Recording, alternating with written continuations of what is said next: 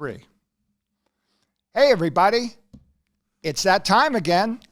You can tell by our empty shelves that we have taken all the movies down and we have put them in a random bag. And this is the Grab Bag Mini Movie Review. And Kensil Culture's Kensil. Hey, people. Check this out. When we raided this video store behind us and we took all the films, and the manager says, go ahead. So we have them all here in a big bag for right now. The legendary Whit and I will take a movie or two out of the bag and give our little mini movie review. Thus the title. All right. Here you go right here. I'd like to thank Fred's Crematorium for this bag right here. I had to shake the ashes out. But Whit, you can do the honor. To Kill a Mockingbird is a great novel, okay, written by Harper Lee. Harper Lee, who was next door neighbors of, or lived in the same town as Bruce Lee. Truman Capote, who wrote Breakfast at Tiffany's and Cold Blood. In Cold Blood, and everybody hated him because he wrote a. Okay, ladies and gentlemen, you can see that this is chock filled with movies, and John, I'm going to pick the first one this time, okay? Because you always get. Okay. You sneak into the movie and you want to pick a movie first every time, John? Use hand. It's my turn now, okay? Use hand sanitizer. There's tongs over there. You don't even share your popcorn, even. All right. All right, here it is. Ladies and gentlemen. 2012. 2012. Okay. Is this the one with Johnny Depp? Johnny Cusack. Oh, John Cusack. Johnny Depp's in Beverly Hills 234. Yeah. No, okay. This is 2012. This movie is only to watch only for the special effects. It's made by the same people who made Independence Day, right? Its special effects are really cool, but it also has a little secret political message in it too. But here the disasters are happening on Earth, and here the tectonic plates. Earth is a series of plates of land. They start shifting and moving around. So all the continents in the I hate when that happens. it happens after Chinese food. But they're all shifting, and here continents are going underwater, coming up. The whole world's getting moved around like a big chess pieces. Okay, well here the government saw this coming, and they made 4 or 5 giant arks, like Noah's arks. They had like a lottery, and the cream of society and people had to all get to these arks because when the earth got flooded, these would survive, like Noah's ark. And so it's about John Cusack and his family, Amanda Peet and everybody, and they have to, survive. And it's really cool scenes, like where he's driving a limousine as Los Angeles crumbles behind him, and it's like right behind it, it's crumbling. Like the gaps are coming up in the highways, and he finally makes it to a plane, and they take off on a plane, and you see the whole state, the whole fall into the ocean. Very giant tidal waves. What do you call it? Tsunamis. Volcanoes going off, and they have to make it to this destination point of a giant ark, and like a big giant metal Noah's Ark. And it's like twice the size of an aircraft carrier. And here they have to go to the highest point on Earth, which is the top of Mount Everest. Okay, but in Tibet. Yeah, is that where the Mount Everest is? Yeah, that's where the Dalai Lama. Yeah. I saw him in Atlantic City, the Dalai Lama. You saw the Dalai Lama in Atlantic City? Oh, he loves Tibet. And I saw the Dalai Lama. He asked for a hot dog with a lot of mustard on it. But he I thought it was make me one with everything. Oh, that's it. I screwed up. But this movie is only to you got to take your brain out and put it on the shelf. If you watch this, it's only need for the special effects. The story is totally brain dead and stupid. In fact, after Independence Day, the guy, Roland Emmerich, and I can forget the other guy's name, who made this movie, that came out like 96. Independence Day is a great, fun summer matinee movie. Then they made Godzilla in 98 or 99, which is still okay to watch. But everything since then, it's all disaster movies. And they must have destroyed the earth about 15 times since then. But I don't recommend this movie if you like seeing good special effects. Well, Special effects are a little bit more obtainable on YouTube and TikTok and things like that. And have not seen this movie, but was this based on some sort of Mayan calendar? Yes, that was supposed to. If you recall, that the Earth was supposed to end in 2012, and obviously it didn't because the Mayan calendar. Because it was very funny because people were breaking it down. Because the Mayan calendar was like off by like 500 years. In fact, the actual date is today. Oh, no, shoot. right? But and this on Blu-ray. If you have if it's a snowstorm out, and you have nothing better to do, make some Campbell's chicken soup and watch it. Well, I'm going to take your suggestion because I didn't know Woody Harrelson. I like Woody Harrelson. He always makes the. Every time I see him in a movie, it's it's whimsical or funny or something like that, and I like that his father was a convicted murderer too. Yeah, he murdered a federal judge. Yeah, well, and also John Cusack, who you haven't seen that much since Hot Tub, Time Machine. Yeah, and but this looks kind of interesting. Not only for it shows. The tsunami on the cover. It shows the holy temples in Tibet going. It shows the New York City going down with the. So I think that I would watch it, for the special effects, but also, in not seeing it for the first time.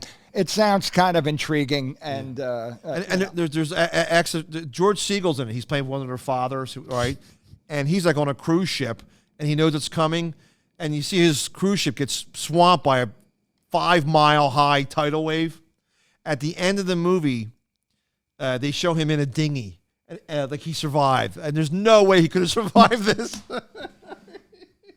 Oh my God! And Leo DiCaprio dies. Yeah, okay. Yeah. Hey, ladies and gentlemen, that has been Wait, another segment. Did I do one? You do. Oh, you picked that one out. Now it's my turn, right?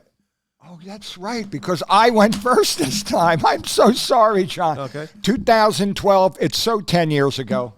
It's true. All right. Hey, let's take. See what John Kensil will pick out of the Grab Bag Mini Review. All right. John is picking a movie right now. I'm not looking at. All right, I'll do it. Ugh. All right. Elvira, Mistress of the Dark, Cassandra Peterson, where she plays her character. She's a, I don't know what you call her, a witch woman, comedian, sassy, a Mae West of horror movie host. She's in a great line of scream queens who are out there, starting with Vampira from Planet 9. And then there's horror show hosts with Lily Munster and other people. Like a sexy host with the Beehive B-52's haircut. Sort of a horror gothy look, okay? But she rocked it because she was well endowed. She was, she had a nice figure, a beautiful face, and, and she had a bubbly little personality there. And she would make, she would make cornball, and I wouldn't call them dad jokes, but they're older than vampire jokes. You're right. He's right. It was older and a Mae West. It was a mixture of Mae West, horror, and like old punny jokes like that. And she used to host horror movies on Los Angeles, and she was syndicated for a while. But people watched her because she was a vixen. This gigantic chest. She was something else. I mean, Well, this movie here, she comes to a small town, and the townspeople hate her. And she started in a comedy troupe, the Groundlings, with Phil Hartman and Pee Wee Herman and John Lovitz. The Groundlings are an improv group in Hollywood, and a lot of stars came out. A lot of improv actors and stars came out of. Right? Saturday Night Live, huge stars came out of there, like big time comedians. Big. And but she moves to a small town, and she has to, and the townspeople hate her. And she has to, prove them in a big showdown. And here, the guy who's trying to get him out of town is a warlock. So she has to stop. They had a big battle at the end. And there's a really stupid scene in this movie, but it made me laugh. She gets chained up in her backyard, and the iron fence is chained, and they can't break the chain. So she pushes her enormous breast against it and breaks the chains. Right? But it's just ridiculous. Edie McClurg, who was the secretary in Ferris Bueller's Day Off, and the car rental agency in planes, trains, automobiles, and she's got dementia Oh, right now. I guess you're. Yeah, right. Ferris Bueller's a one-righteous dude, and she's very funny in everything she's ever done. Yeah, she has that sort of innocent yet. She's a neighbor in this movie, right? Well, the warlocks cast a spell and makes everybody go wild. I'll be polite on the show, right? A handsome guy falls on the ground. Uh-huh. She stands over this guy and she squats over him and she goes, "Oh, is this face taken?" And she lays on the guy's face. And that's Edie McClurg, a beloved, like, pudgy actress. I'm like, oh my God, right? Right? But the movie is Now I have to see this, John. Oh, it's a total B movie. And I think they knew that what it was anyway. Oh, you don't have the B. But also in this movie is the guy who played Kaneki in Grease, and he was also on Bobby Wheeler on the show Taxi, played by Jeff Conway, who died at the age of 60 of a drug overdose. But he couldn't get work. He was a big cokehead in real life. I'm not telling tales out of school, right? Well, he has a real little 1 minute cameo as a thug in this movie. It's just, this is a movie, if you have nothing better to watch. Elvira, I met her in Hollywood. We were on some show together, and she was very nice. Yes. But just like a lot of this sort of glamour shots, when they take their makeup off, they're simple, Oh yeah.